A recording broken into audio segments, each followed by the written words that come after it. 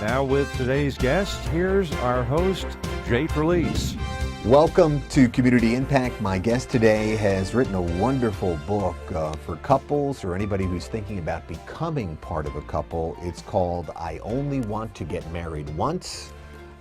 She is actually from Jerusalem. She's visiting the United States for a couple of weeks. Her name is Chana Levitan. And Hannah, it's great to have you here on Community Impact. You wrote this book. It really was a manifestation of your life's work, right? That's right. Yeah. I mean, I've been working at this over 25 years, really helping people to get it right the first time, to choose the right marriage partner. Dating is so confusing, and there's this dating haze that surrounds us when we're dating. And I've seen so many people make similar mistakes. There's certain patterns that I see.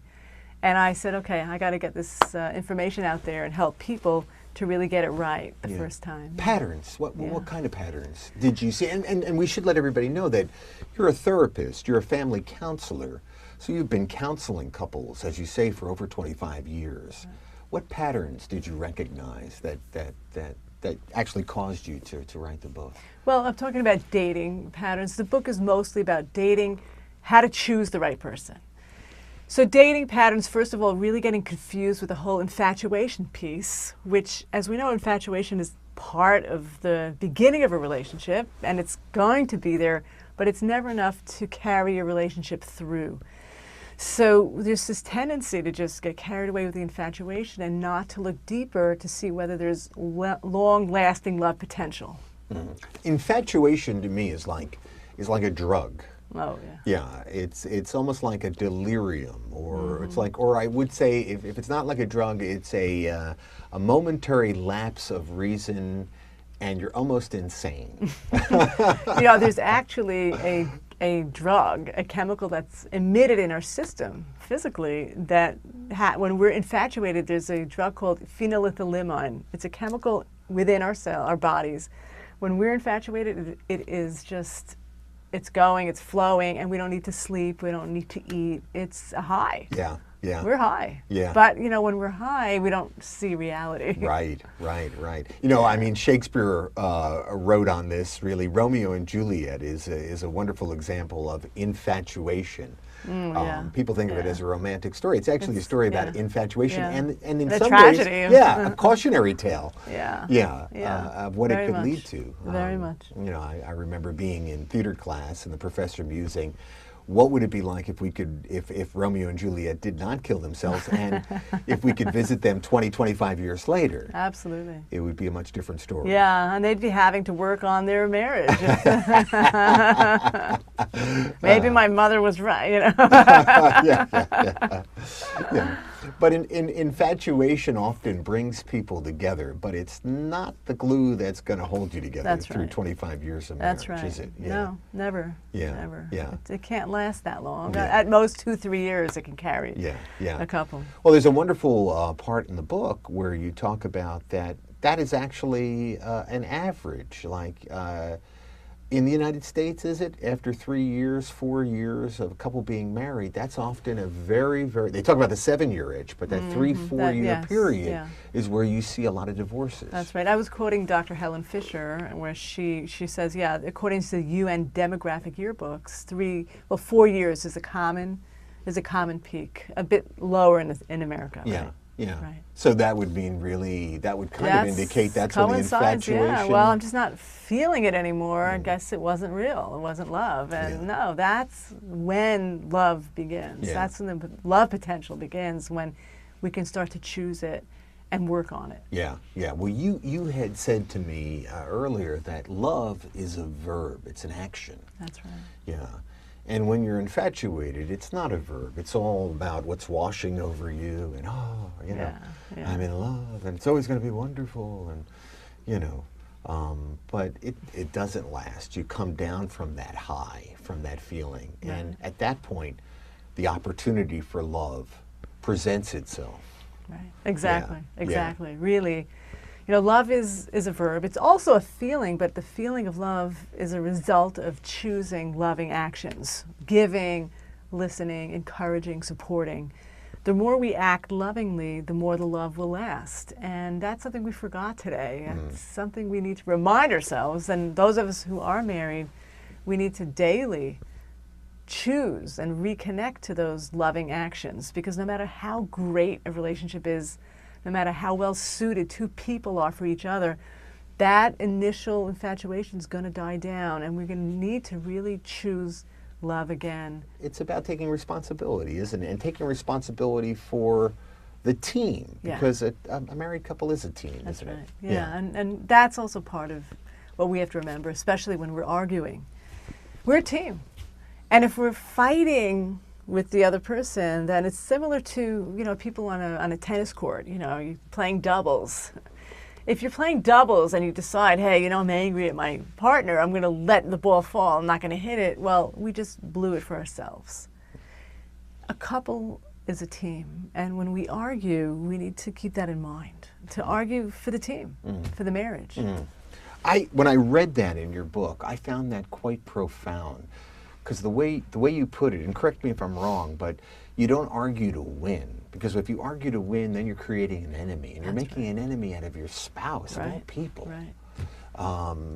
And yet, if you argue for the team, and you keep that, within you, that concept that we're a team, we're arguing to be better together.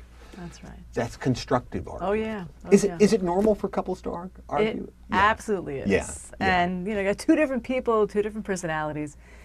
They're going to argue unless they're these, sometimes I see these really sweet, uncomplicated people who don't. But generally speaking, we argue, and we need to get the stuff out there. I mean, I remember meeting somebody who was married for 2 years and got divorced. I said, did you fight a lot? He says, we never had one fight. I remember thinking, boy, maybe if they had it out, because avoidance of conflict is also a cause of divorce, just like too much conflict is. Because, what happens when we constantly try to avoid the conflict and we shove things under the rug, we numb our negative feelings. And once we numb our negative feelings, we end up numbing our positive feelings as well. And then the love dies.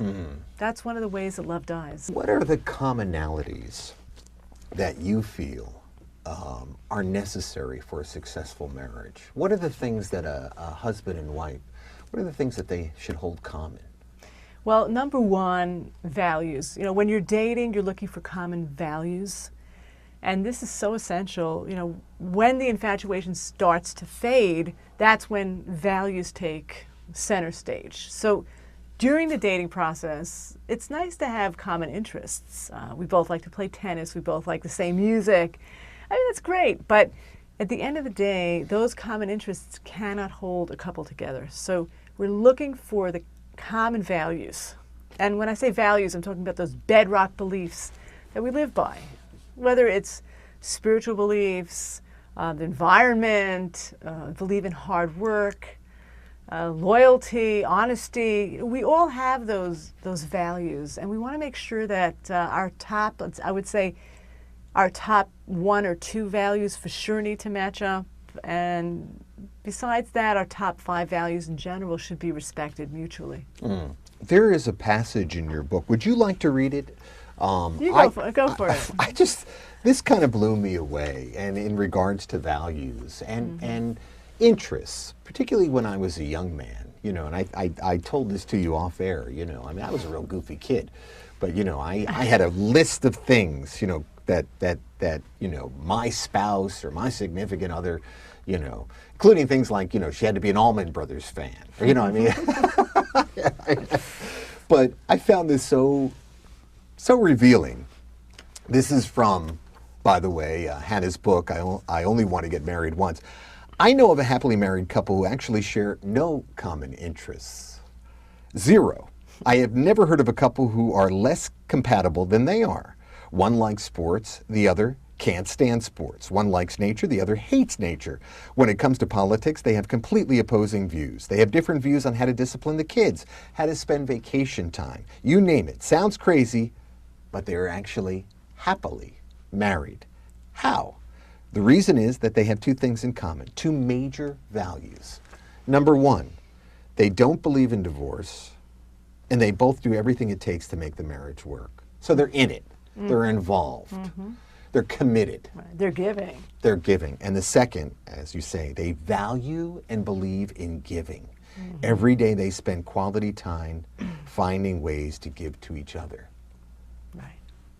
It seems so basic, so simple, and yet in some ways, I'm going to say it's so old-fashioned. Like, I know when my parents who were married for 42 years got married when they were very young, they were only going to get married once. They were committed to the relationship, and they made it work. I know that that's probably not a popular message these days, is it? It's, in a sense, losing some popularity, but people in their heart of hearts still believe in it, and people want it. People, people want to get it right the first time. We're just lacking the education as to how to do that. Education, what do you mean by that? Well, we need to know about values.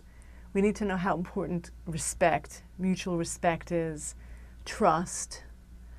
Again, we get these messages that, hey, it's so easy, love is so easy. And we watch these wonderful movies that are so beautiful and exciting, but they don't teach us how does a couple work on the relationship afterwards, because that would never sell. What sells is that magical beginning. So we're just not getting that education. Like, what do you do next? How do you make the marriage work? Yeah, we're being misled, aren't we? And I mean, this isn't anything new. I mean, poetry and song and movies and romantic stories. They've been around for a long time.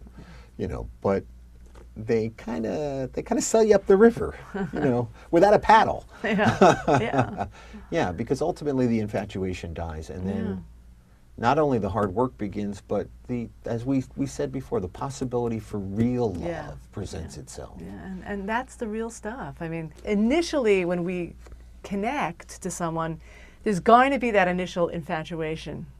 We want to keep in mind, besides just getting carried away with that chemistry, we want to keep in mind, hey, is there a trust factor, a respect factor, a shared values factor?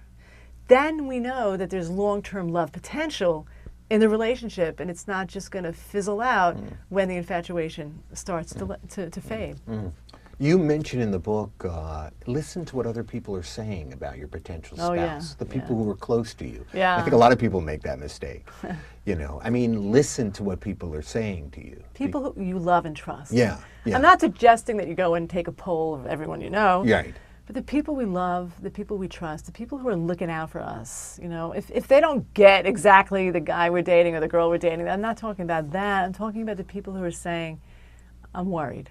Something's not right here. Right. It's so difficult sometimes to hear that when you're in that Yeah, infatuation. we don't want to hear it. We don't want to hear it. I remember I was traveling on one of my book tours from New York to Atlanta, and this guy sitting next to me, and he sees, I only want to get married once. He says, it's too late for me, I already blew it. I said, what happened?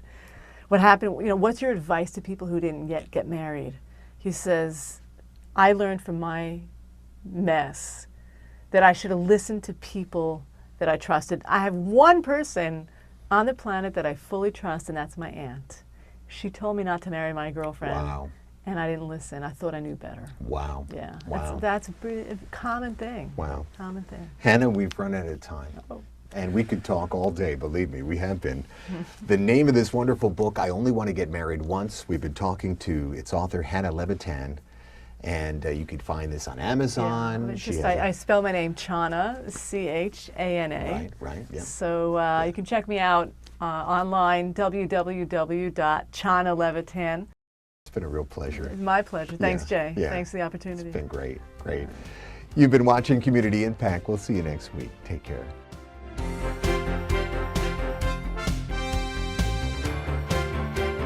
You've been watching Community Impact.